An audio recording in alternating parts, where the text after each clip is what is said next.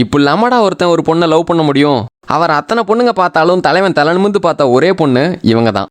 ஜொஃபினா, ரேவந்த். 2 பேரும் வேற வேற காலேஜ். மீடியாவில் இன்ட்ரெஸ்ட் இருக்கிறதுனால ஒரு ஷார்ட் ஃபிலிமில் நடிக்கிறதுக்காக ஃபர்ஸ்ட் டைம் மீட் பண்ணிக்கிறாங்க. பொண்ணு ஹீரோயின் ரோலு, பையன் காமெடியன் ரோலு. அன்னைக்கே 2 பேருக்கும் கனெக்ட் ஆகி நார்மலாக பேசிக்கிறாங்க. அப்புறம் ஒரு நாள் பையன் நம்பர்ல இருந்து ஹலோ ஹீரோயின் மேடம் இருக்காங்களா அப்படின்னு ஒரு மெசேஜ். யாரு, நகைச்சுவை நடிகருங்களா, வாங்க வாங்கன்னு பொண்ணுகிட்ட இருந்து ரிப்ளை. ஆனால் அப்போ பொண்ணுக்கு தெரியல அந்த காமெடியன் தான் அவங்களோட ஹீரோன்னு. அப்புறம் அப்படியே பேசி பேசி யாருனே தெரியாத இடத்துல இருந்த 2 பேர் எல்லாமும் தெரிஞ்சுக்கிற பெஸ்ட் ஃப்ரெண்ட்ஸாக மாறுறாங்க.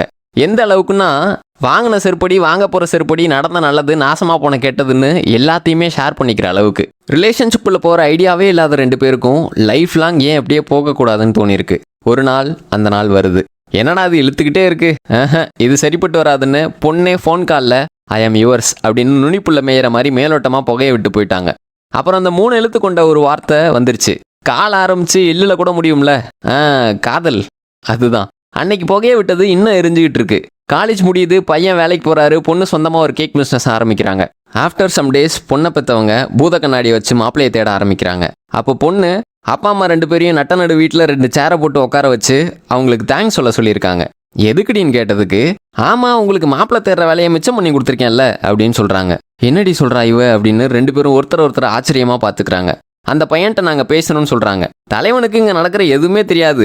விடிய விடிய நைட் ஷிஃப்ட் பார்த்துட்டு கிருகிருன்னு இருக்கவருக்கு காலையிலே ஃபோனை போட்டு அம்மா அவன்கிட்ட பேசணும்னு சொல்லி அம்மாட்ட ஃபோனை கொடுத்துட்டாங்க. 4 ரோட்டுக்கு நடு சென்டரில் இறக்கி விட்ட மாதிரி பையனுக்கு ஒன்றுமே புரியல. என்னத்தை பண்ணி வச்சிருக்காளோன்னு திருன்னு முழிக்கிறாப்புல. அப்புறம் அப்படி இப்படின்னு நேரில் பார்த்து பேசி ஓகே ஆயிடுச்சு. பையனுக்கு அம்மா இல்லை, அப்பா மட்டும்தான். எல்லாரும் ஓகே சொன்ன அப்புறம் 2024 நீண்ட கால நண்பர்கள் நிகழ்கால ஜோடியாக மாறுறாங்க. கல்யாணத்தன்னைக்கு அவர் சைஸில் ஒரு பெரிய கேக்கை செஞ்சு மிரட்டி விட்டாங்க. கல்யாணம் ஆகி 2 வருஷம் ஆகுது. நாள் ஃபுல்லாக சண்டை போட்டுக்கிட்டாலும் படுக்க போகிறப்ப பஞ்சாயத்தோட போனதே இல்லை. சும்மா போகிறவனை வம்புழுத்து உரண்டை இழுத்து லந்த கொடுத்து ஒரு மாதிரி ஜாலியாக தான் போயிட்டு இருக்கு. ஊர் கிளவி தோத்து போயிடும் இந்த 2 பேரும் உட்காந்து புரணி பேச ஆரம்பிச்சா. கல்யாணத்துக்கு அப்புறம் பொண்ணோட பிஸ்னஸை டெவலப் பண்ணுறதுல தலைவனுக்கு பயங்கர ஆர்வம். திங்ஸ் வாங்குறது, ஷூட் பண்ணுறது, அதை எடிட் பண்ணுறது, போஸ்ட் பண்ணுறது, செஞ்ச பொருளை டெலிவரி பண்ணுறது. தசவதாரத்தில் கூட இம்புட்டு கட்ட போட்டிருப்பாங்களான்னு தெரியல.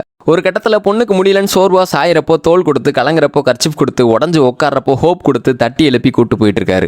ஈகோனா அது எந்த கடையில் விற்கிதுன்னு கேட்குற ஒரு ஆள். உள்ளூரில் 4 சந்துக்குள்ளே பண்ணிட்டு இருந்த பிஸ்னஸை ஸ்ரீலங்கா, லண்டன், கனடா, மலேசியா, துபாய்னு உலகம் முழுக்க கொண்டு போயிருக்காங்க.